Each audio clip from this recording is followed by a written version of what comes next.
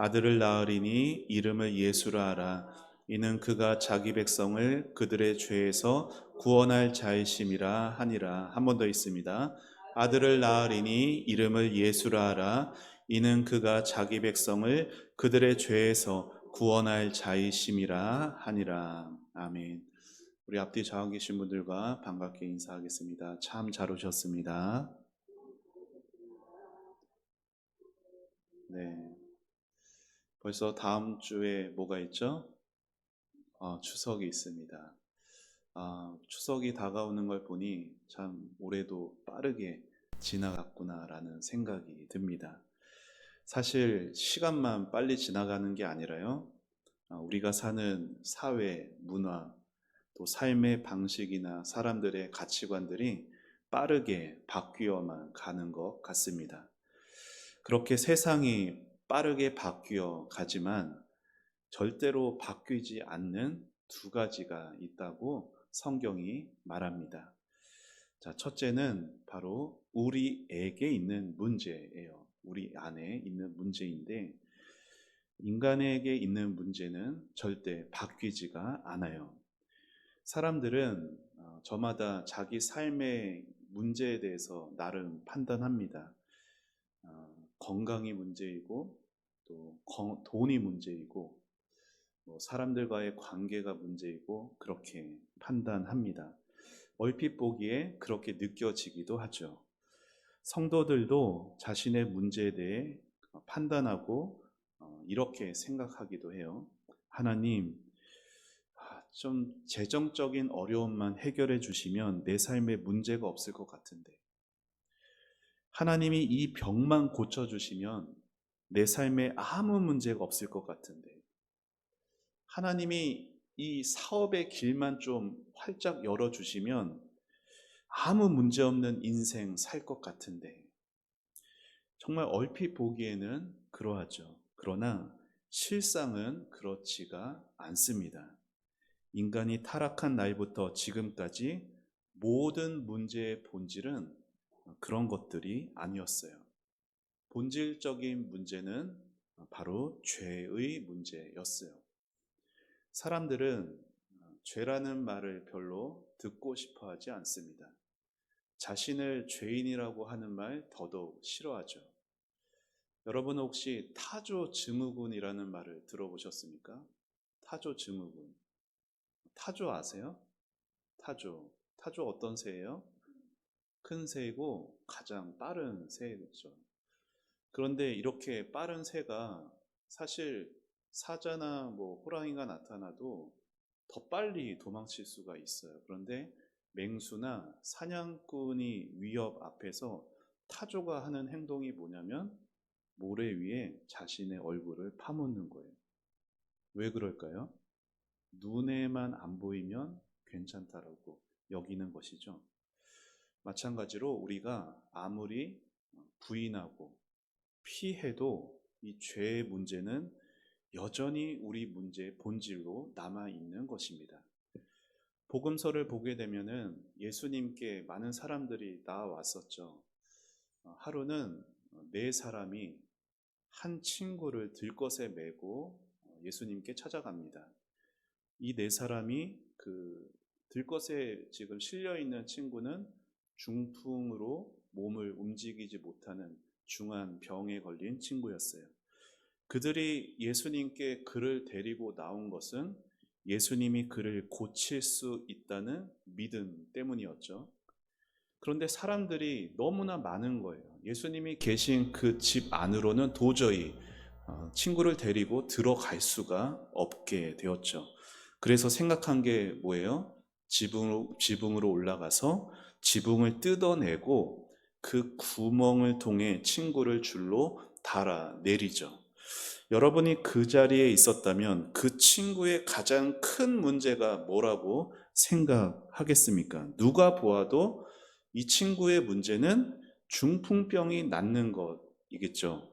본인도 그렇게 믿었을 테고 그 친구를 데리고 온 내 친구들도 그렇게 믿었을 거예요. 아마 그러한 모습을 본 그 집에 빼곡하게 가득한 수많은 사람들도 이 사람이 중풍병만 나으면 만사가 해결될 거라 생각했을 것 같습니다.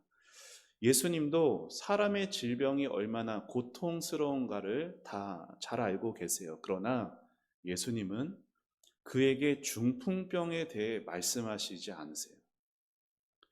중풍병과 그 비참한 처지에 대해 손대지도 않으신다고. 예수님의 가장 큰 관심사는 그의 몸을 움직이지 못하게 만든 중풍병이 아니라 그의 죄에 있었습니다. 그래서 주님은 문제의 핵심인 죄 문제를 다루시죠. 뭐라고 말씀하세요? 네 죄 사함을 받았느니라 말씀하세요. 전혀 예상치 못한 말씀을 들은 이 유대인들이요, 그 내 죄 사함을 받았다라는 예수님의 말씀을 듣자 막 분노가 차오릅니다. 왜냐?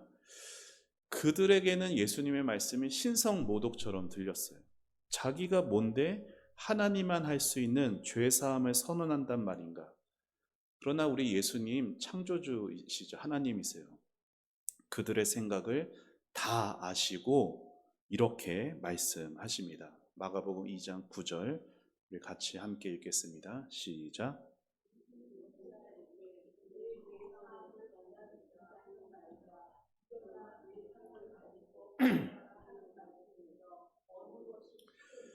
예수님의 이 말씀을, 구절 말씀을 들은 사람들은 이렇게 생각했을 것 같습니다. 죄를 용서받는다는 것, 죄 용서받았다 해도 뭐 나타나는 게 없잖아. 죄 용서받았다고 해서 뭐 눈이 세 개가 되는 것도 아니고, 그렇죠? 콧구멍이 세 개가 되는 것도 아니고, 이빨이 막 갑자기 막 뭔가 더 생기는 것도 아니고, 보여지는 현상은 나타나는 것이 없으니 사기꾼도 말할 수 있는 거지만 중풍병이 치유돼서 자리를 들고 일어난다? 이거는 정말 어려운 일 거다라고 생각했을 것 같아요. 그래서 예수님께서 말씀하세요. 우리 10절과 11절 말씀 같이 읽겠습니다. 시작. 그러나 인자가 땅에서 죄를 사하는 권세가 있는 줄을 너희로 알게 하려 하노라 하시고 중풍병자에게 말씀하시되 내가 내게 이르노니 일어나 내 상을 가지고 집으로 가라 하시니, 예수님이 말씀하시자 말씀이 떨어지기 무섭게 진짜로 중풍병자는 자리에서 일어납니다. 멀쩡하게 일어나요. 여러분, 예수님이 보시는 문제의 본질은 중풍병이 물론 예수님은 중풍병도 고쳐주셨죠. 근데 예수님이 보시는 문제의 본질은 중풍병이 아니었어요. 왜요? 그 사람은 중풍병이 나았지만 후에는 다시 중풍병이 걸릴 수도 있는 것이고 다른 질병이 걸릴 수도 있는 것이고 결국 언젠간 죽게 될 것입니다. 그렇게 예수님이 보시는 문제의 본질은 언제나 죄였다라는 것이에요. 그리고 이 자리에 있는 저와 여러분의 삶에도 주님이 눈여겨 보시는 문제의 핵심은 우리의 가난, 우리의 질병, 우리의 환경과 같은 껍데기 문제에 있지 않습니다. 주님이 보시는 것은 그 모든 문제를 만들어내는 뿌리인 죄입니다. 그 죄가 변하지 않는 우리 모든 인간의 본질적인 문제라는 것이에요. 오늘 말씀을 들으면서 여러분 자신 안에 있는 여러분 자신의 죄에 대해 좀 집중해 보시기를 바라요. 많은 성도들이 믿음으로 의롭게 여겨진다라는 이신칭의에 대한 진리의 말씀을 알고 믿습니다. 하지만 이렇게 행위가 아니라 믿음으로 의로워지는 이 놀라운 교리는 오늘날 우리에게 너무나 익숙해져 버렸어요. 강단에서 이렇게 우리는 행위로 구원 얻지 않고 믿음으로 구원을 얻습니다라고 아무리 말을 해도 식상한 것 같은 진리가 되어버렸습니다. 목사가 강단에서 죄 이야기를 하면 성도들은 그냥 또 죄 이야기 하나보다 너무 익숙한 나머지 그냥 가볍게 듣곤 하죠. 그렇게 많은 성도들이 죄에 대해서 듣기 싫어하지만 정작 그 죄를 떠나며 살아가지는 못합니다. 죄를 짓지 않아야 한다는 것도 알고 죄가 자신을 불행하게 할 거라는 것도 알죠. 그래서 그 죄에서 멀어지고 싶어 하나 그게 잘 되지가 않아요. 분명 자신의 모든 죄가 용서받았다라는 것, 이 머리로는 알고 있는데 우리의 입술에서, 우리의 생각에서, 우리의 행동에서 여전히 죄의 모습이 남아 있어요. 이것이 2000년 전이나 지금이나 변함없이 저와 여러분을 괴롭히는 문제의 본질인 것이에요. 우리는 다 죄인입니다. 죄가 우리를 불행하게 하고 죄가 우리를 괴롭히는 것이 변하지 않는 진리, 변하지 않는 것 첫 번째예요. 그런데 또 하나 변하지 않는 것이 있습니다. 그게 뭐냐면 바로 그 문제에 대한 해결책이에요. 죄에 대한 해결책, 저를 한번 따라해 보시죠. 예수뿐이다. 죄에 대한 해결책 또한 변하지 않으니 바로 예수님뿐이라는 것이죠. 여러분, 만일 우리의 문제의 본질이 건강이었다면 하나님은 우리에게 의사를 보내주셨을 거예요. 만일 우리의 문제의 본질이 돈이었다면 하나님은 우리에게 재벌 총수를 보내주셨겠죠. 만일 우리의 문제 본질이 기술이었다면 하나님은 뛰어난 천재 과학자를 우리에게 보내주셨을 겁니다. 그러나 우리의 문제의 본질이 죄이기 때문에 하나님은 자신의 아들을 보내신 것이에요. 천사가 이 땅에 와서 요셉에게 오늘 말씀하는 거예요. 사람의 몸을 입은 하나님의 아들의 그 이름을 예수라 하라고. 여러분, 예수라는 이름의 뜻이 뭐죠? 예수의 이름이 뭐예요? 의미가.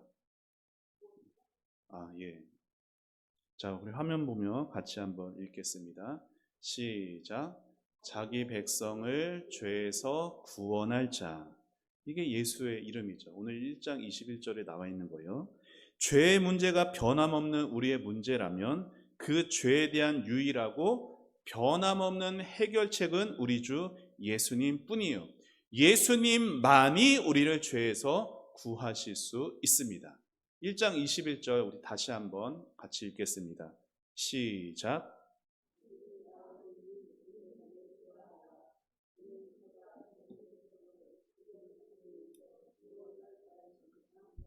아멘. 자기 백성을 그들의 죄에서 구원할 자, 바로 이분이 예수이세요. 그런데 자기 백성을 그들의 죄에서 구원한다는 것은 단지 과거에 십자가에서 달리신 그것만을 의미하는 것이 아니에요. 여러분, 예수님이 이 땅에 오신 이유는 남아있는, 여전히 예수 믿고 구원받은 우리 안에 남아있는 이 죄의 세력 또한 멸하기 위해 예수님이 이 땅에 오셨던 것이에요. 우리의 모든 죄, 그러니까 과거의 죄, 현재의 죄, 미래의 죄에 대한 책임은 예수님이 십자가에서 흘리신 보혈로 이미 끝이 났어요. 우리는 더 이상 신분으로는 죄인 취급받지를 않습니다. 물론 그럼에도 우리는 이런저런 죄를 짓고 살아가죠. 하지만 하나님은 우리를 더 이상 죄인으로 보시지 않아요. 마치 우리 자녀가 못된 잘못을 했다고 해서 호적에서 파버리지 않듯이 우리가 죄를 이 땅에서 때로 짓고 산다 하더라도 우리가 하나님의 자녀라는 신분에는 변함이 없습니다. 그러나 자꾸만 자녀가 부모의 말을 듣지 않고 엇나가고 잘못된 길로 행할 때는 부모와의 관계가 소원해지고 어려워지는 것처럼 우리가 계속해서 죄 가운데 머물게 되면 하나님의 자녀인 것은 맞지만 하나님이 주시는 기쁨과 평안과 힘 있는 성도의 삶은 살아갈 수가 없는 것이죠. 구약 성경에 여호수아라는 성경이 있습니다. 여호수아서가 24장으로 되어 있어요. 절반 딱 잘라서 앞에 12장, 뒤에 그러니까 앞에 12장, 뒤에 12장이 이렇게 명확하게 나눠져 있습니다. 앞에 12장은 가나안 땅을 정복하는 내용이 있고 뒤에 12장은 이제 정복된 그 땅을 나눠서 각 지파들이 그 분배받은 땅에 정착하는 내용이에요.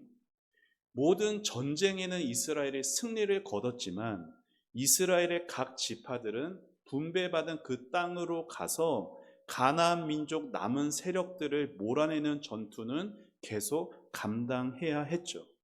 여러분, 하나님은 큰 전쟁에서만 능력으로 이기게 하시고, 그러니까 여리고를 무너뜨리시고 우박으로 승리하게 하시고 달이 멈추게 하셔서 해가 멈추게 하는 기적을 보이면서 이기게 하신 그 큰 전쟁에만 능력으로 이기게 하시고, 작은 전투들은 너희 힘으로 싸우라고 하시지를 않으신다는 거예요.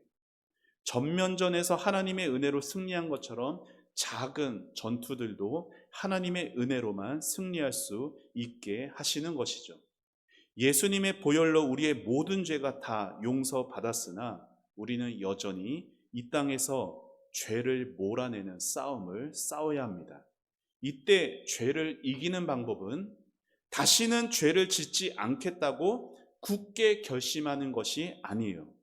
여러분, 아무리 열심히 결심하시고 아무리 외쳐보세요. 그 죄에서 멀어지나요? 아니요.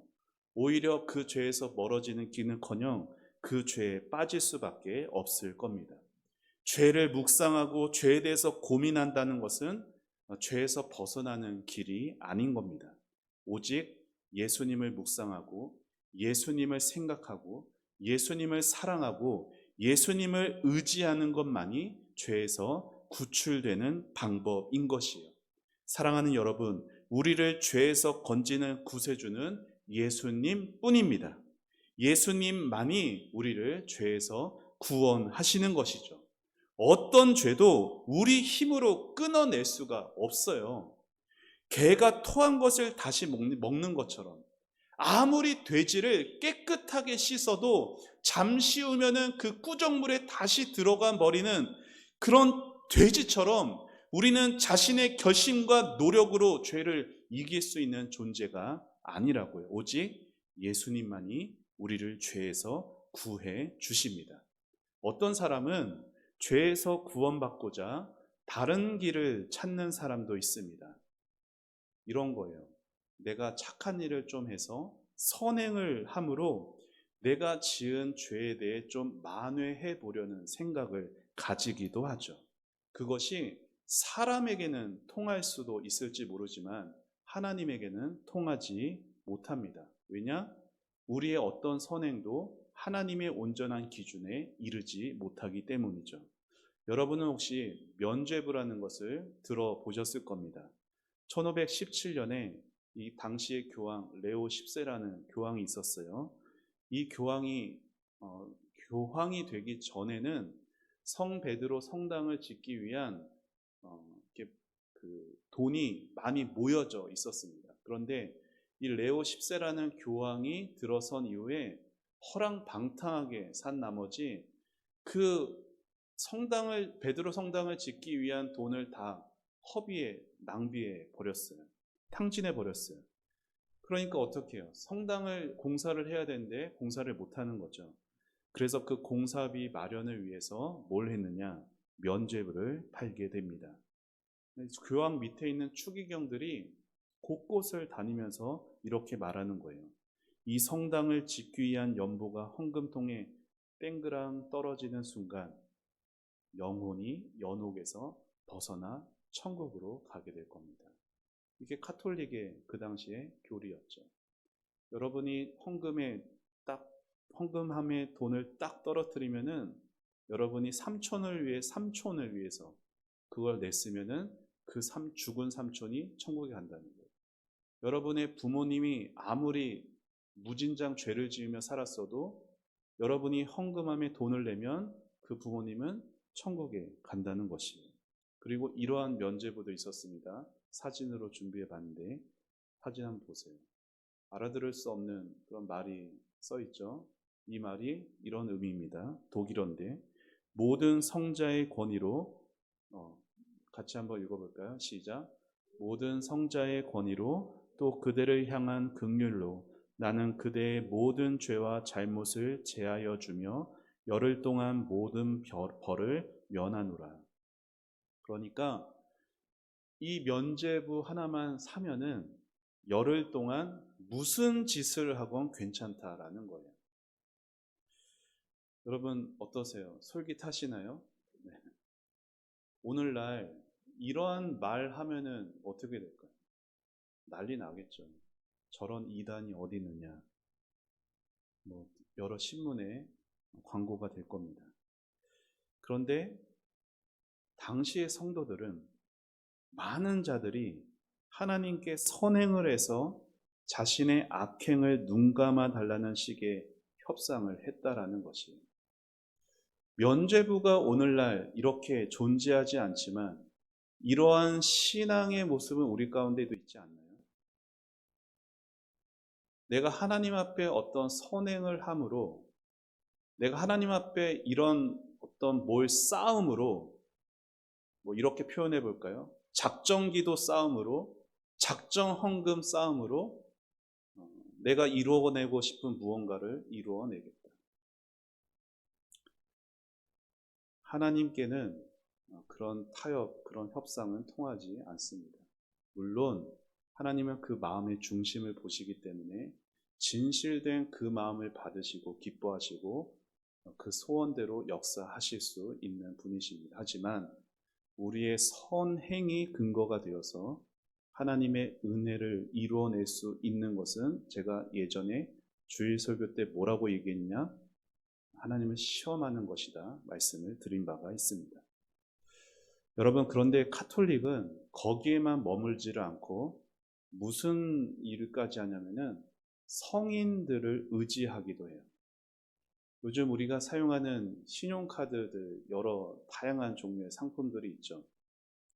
신용카드들 중에는 사용한 금액의 일정 부분을 포인트로 적립을 해서 마치 돈처럼 사용하게 하는 카드들이 있습니다. 마일리지가 쌓이는 것이죠. 당시에 카톨릭 신자들이 어떠한 믿음을 가졌냐면은 이전에 주님 앞에 정말 순종하며 살았던 성인들, 그러니까 제자들, 그리고 카톨릭에서는 최고의 죽음을 뭐라고 얘기하면 순교라고 하거든요. 그러니까 딱 순교하면은 천국에 올라가고도 남을 포인트가 쌓였다는 거예요. 이 땅에서 헌신하면서 그렇게 하나님의 말씀대로 살아간 그 성인들의 쌓아놓은 그 공로가 천국에 올라갔으니 이제 남은 포인트가 쌓여 있다라는 거예요. 그러니까 그 보너스 포인트를 나누어 가지기 위해서 기도하는 것이죠. 바울에게 기도하고요, 요한에게 기도하고 마리아에게 기도하는 것도 같은 맥락입니다. 이 얼마나 말도 안 되는 짓이에요. 그렇죠? 성경이 뭐라고 말해요? 사도행전 말씀 같이 읽겠습니다. 시작. 다른 이로서는 구원을 받을 수 없나니 천하 사람 중에 구원을 받을 만한 다른 이름을 우리에게 주신 일이 없음이라 하였더라. 아멘. 사랑하는 여러분, 우리가 죄를 지었을 때 우리가 해야 할 일은 우리 힘으로 죄를 끊어버리겠다고 결심하는 것이 아니에요. 선행으로 악행을 떼우는 것 또한 아닙니다. 우리가 해야 할 일은 뭐예요? 겸손한 마음으로 예수님 도와주세요. 이 죄를 이길 힘을 주세요. 제가 예수님을 더 가까이 하게 도와주세요라고 그저 예수님 붙들고 의지하는 기도뿐입니다. 여러분, 죄의 유혹 가운데 있을 때 예수님을 계속 생각하셔야 돼요.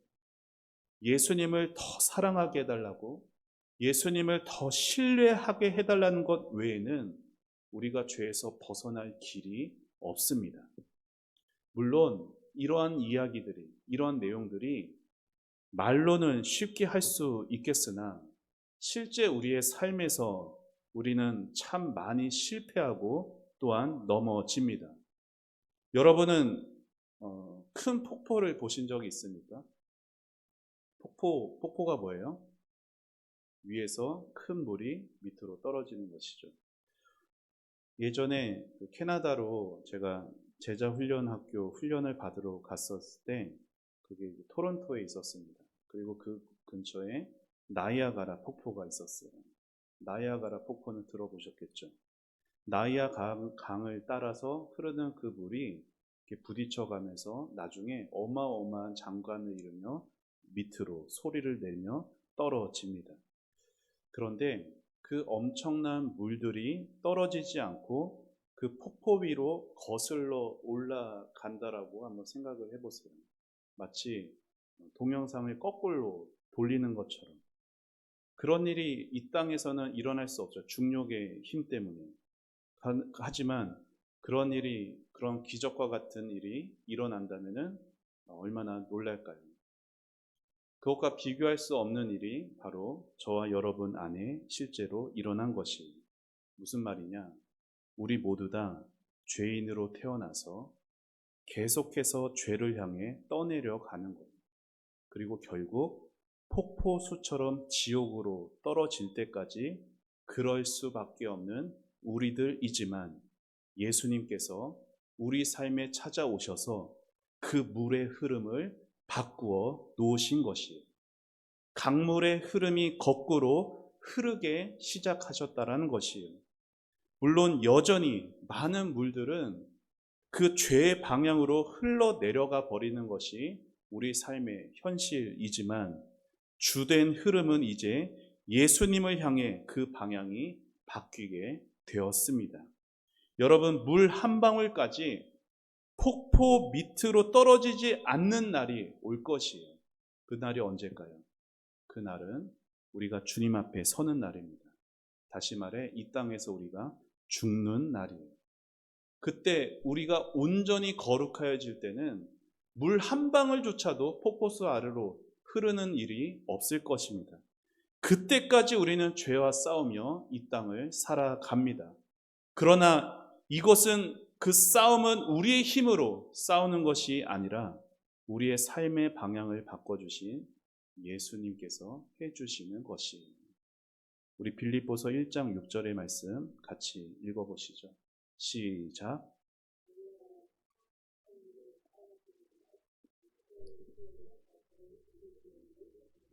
한 번 더 읽습니다. 시작.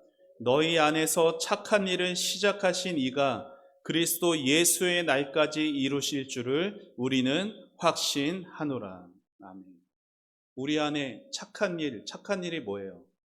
구원의 시작을 이루셨다라는 거예요. 우리 안에 그 구원의 일을 시작하신 우리 주님께서, 주님이 오시는 그날까지, 우리가 주님 앞에 서는 그날까지 우리에게 시작하신 그 은혜가 계속해서 우리에게 승리를 가져다 주게 하신다라는 겁니다. 그렇기에 죄에 휘둘릴 때마다 예수의 이름을 외치시고 그 자리에서 일어서시길 바랍니다. 내 마음 가운데 죄가 몰려올 때마다 예수님, 예수님 하면서 그 자리에서 일어서실 수 있는 것이 저와 여러분인 것이에요. 우리가 주님 앞에 서는 날까지 주님께서 우리를 도우실 겁니다. 언제나 예수님을 묵상하고 복음이신 예수님 더 사랑해 가고 예수님으로 더 충만해 가져가서 이 땅에 우리를 계속해서 거슬러 저 죄의 방향으로 이끌고 가는 이 세상의 죄의 물살 앞에서도 우리를 다시금 거꾸로 가게 하신, 그 일을 시작하게 하신 그 예수님 의지하여서 주님 앞에 서는 날까지 그 예수로 충만해지고 예수로 그 모든 죄의 싸움에 승리해가는 삶을 살아가는 저와 여러분, 우리 초원 공동체가 되길 우리 예수님의 이름으로 축원합니다. 기도하겠습니다. 하나님 감사합니다. 이 땅에 많은 가치관과 생각들, 죄에 대해서도 나름 그렇게 판단하고 구원에 대해서도 나름 은혜에 대해서 각자 가진 생각대로 살아가는 오늘날에 성경의 올바른 이 진리를 바르게 확고하게 배울 수 있게 하여 주시옵소서. 성경의 가르침대로 우리가 죄를 바라보고 구원을, 예수님을 우리 마음 가운데 올바로 믿게 하여 주시옵소서. 예수님 의지하여서만 모든 죄의 문제 해결함 받을 수 있다라는 것 우리가 익히 아는 것이지만 우리에게 항상 들려주신 말씀을 또 듣고자 하는 그러한 마음을 주셔서 이 진리가 오늘을 우리를 다시 새롭게 하고 이 죄에 대해서 우리의 힘으로 고민하고 그렇게 결심해서 이겨가는 것이 아니라 오직 예수님, 예수님, 예수님의 이름 부르며 그 예수님을 생각하고 묵상하고 예수님을 더 사랑해 갈 수 있는 우리 사랑하는 성도들의 삶이 될 수 있도록 주님 도와주시옵소서. 하나님, 주중의 삶에 하나님 우리의 피곤한 육신들이 예수의 이름으로 깨어나게 하여 주시고 죄에 쓰러지지 않게 하여 주시고 참으로 우리의 모든 심령들이 아버지 무너져 내리지 않도록 예수 충만하게 하여 주시옵소서. 참으로 우리 성도들 하나님 한 주간 동안 얼마나 피곤하며 살아간지 모릅니다. 하나님, 그렇게 믿음 안에서 지쳐 쓰러져 가는 것이 아니라 예수의 이름 안에서 새 힘을 얻고 아버지 하나님 다시 살아나는 역사가 나타나게 하여 주시옵소서. 하나님 아버지, 우리 성도들 삶에 힘을 얻게 해주시고 아버지 죄와 싸우길 포기하지 않게 해주시고 자신의 힘과 능력이 아닌 오직 예수의 이름, 예수님만 바라고 의지하게 하여 주시옵소서. 주님께 모든 것 감사드리며 주님께 모든 것 의탁하오며 예수님의 이름으로 기도합니다. 아멘.